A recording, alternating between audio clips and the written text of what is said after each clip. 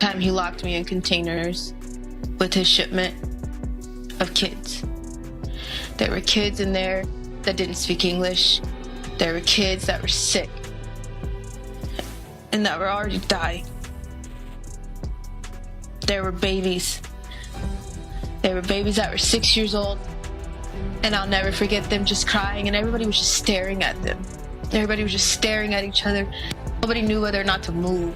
Now, unless someone has completely avoided the internet, most people already know that Ally Carter has been speaking about the Diddy situation from the very start. After the release of the new documentary, her voice has only grown stronger. She believes that 50 Cent did not fully explain the full scope of what Diddy is accused of doing. According to Ally, many media outlets left out key details because they were too disturbing for the public to handle. She has openly claimed that there was a hidden underground location where minors were allegedly held against their will. She also says disturbing ritual-like acts were carried out there. Ally has even stated that she personally experienced this abuse. She claims she was taken at just 15 years old and never truly regained her freedom afterward. She also described seeing young people restrained with heavy chains while secretive activities took place around them. There are 3 4-year-olds that people take pride in sticking bars of children. I don't think people are going to be able to stomach the fact that people tie 2, 3, 4, 5-year-old children to horse stables and have horses and dogs with them, and then they get off on that.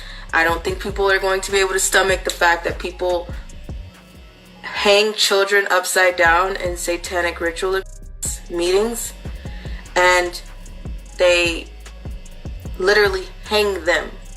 Literally, by metal prongs, they hang them to get blood dripping out of them, and people go up under and like you're under a rainfall to take their blood. You might be wondering who these minors were and where their families were while all of this was happening.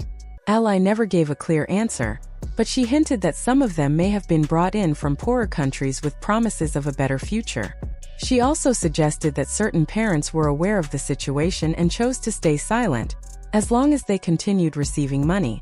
When I went, they tried to feed us, and I remember it because when Pig you night. have to do Say what? orders, jobs like that, you don't eat. You're not allowed to eat. You actually have to starve yourself, because when you have to do those type of jobs, you can't eat because you will throw up. Really? If you are doing, or if you are a guy doing it, you will shit everywhere. Things took a frightening turn after Ally began sharing these claims publicly. Once she started talking, her life was allegedly put in danger. She was even expected to testify in the recent Diddy case, but vanished right before it ended. Ally said unfamiliar people were following her, and she feared they meant to harm her. Reports later suggested authorities placed her in witness protection after she posted a video saying she did not believe she would survive much longer because her family was no longer safe. She claimed hired attackers were sent to find her and came dangerously close at one point. In one live stream, Ally showed damage inside her home after intruders broke in. They were reportedly searching for her, and when they could not find her, they tore the place apart. The destruction appeared intentional, meant to scare her and prove they could reach her anytime. You get pressured, attacked, harassed, stalked, and hunted down for your own information.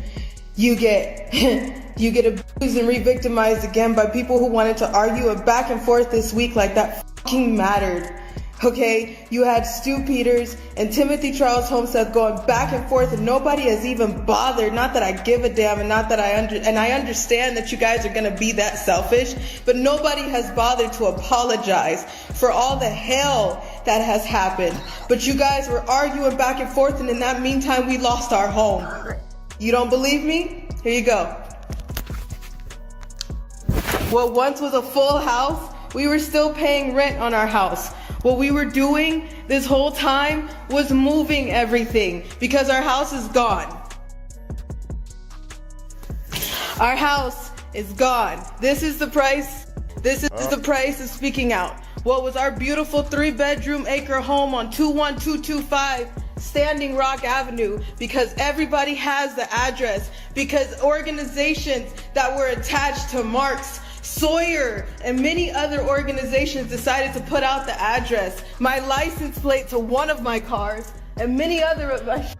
So here you go, you can have it, right? Because this is what happens when you speak out. This is what happens when you tell all the truth. This is what happens when you decided to stand up for the children, and when you understand that survivors don't just get to do a seminar, and when you understand that survivors don't just get to just be and show up somewhere and talk and monetize every fucking thing that they're saying. When you realize that that shit is bull, then you will understand. Look at the tactics and pay attention. Pay attention. I'm still not asking you for a damn thing but to wake up. I'm not asking you for a damn thing but just to get outside. I don't give a damn about money, numbers on my platforms. You can fucking have all of it. You took everything. The only thing that I give a shit about right now is the fact that there is a baby in the way. There's babies in the way. There are people that I love that I can't get out of the way. What am I supposed to do when the people in the authority that you're supposed to go to, you can't go to them? Ally said she was not shocked that authorities ignored her warnings. She believes powerful people control the system. What hurt her most was seeing everyday people call her unstable, even though she was only trying to expose the ugly truth hidden from public view. Nobody ever thinks about the victims. Nobody. The victims' lives get turned around when the predators' lives want to just get announced. You slap them on the wrist and you bring up every source of trauma for the victim. But nobody wants to stop and think about that. We're not talking about the victims that are still going through this right now with other people who are running to cover their and deleting their social medias. After the release of the latest Diddy documentary, Ally reportedly felt let down. She expected 50 Cent to focus more on the serious accusations surrounding harm to minors. Instead, she felt the project followed the same path as prosecutors, choosing public embarrassment over fully exposing alleged wrongdoing. To make sure her claims were not ignored, Ally decided to act on her own. She filed a sworn affidavit describing what she says she personally witnessed and experienced. In that document, she also named several well-known figures including Birdman, Denzel Washington, and Young Jock as people she believes were involved. In her statement, Ally described disturbing situations where young individuals were allegedly treated as objects rather than human beings. She claimed they were forced to wait while powerful guests selected them for abusive acts. According to her account, this cycle repeated throughout private events, leaving lasting emotional damage. Ally said these gatherings were divided into separate areas based on different forms of exploitation, all hidden from the outside world. She shared that she felt trapped, afraid, and powerless during these moments. Ally also made it clear that her affidavit did not include everything she knows. She suggested there were many more details she was not yet ready to reveal. One image included with her statement reportedly showed her restrained and visibly distressed, which deeply unsettled those who saw it. Despite all this, Ally noticed that 50 Cent had been aware of her story for a long time and still chose not to feature her claims in the documentary. She said this mirrored how prosecutors treated her as well. According to Ally, investigators initially wanted her to testify. However, once they realized her testimony focused heavily on alleged crimes involving minors, rather than sensational party behavior, they removed her as a witness. She believes this decision was intentional. In her view, exposing the full truth would have revealed a much larger network involving influential people beyond one individual.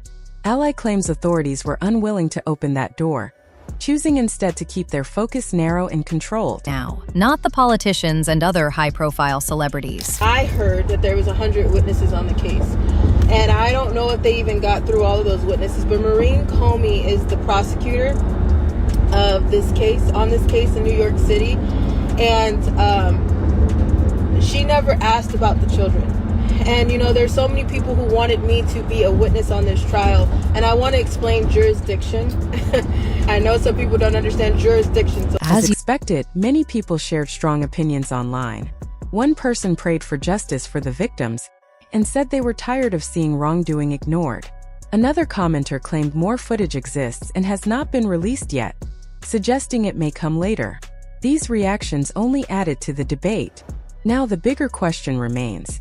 How do you feel about 50 Cent choosing not to include Ally Carter in the documentary?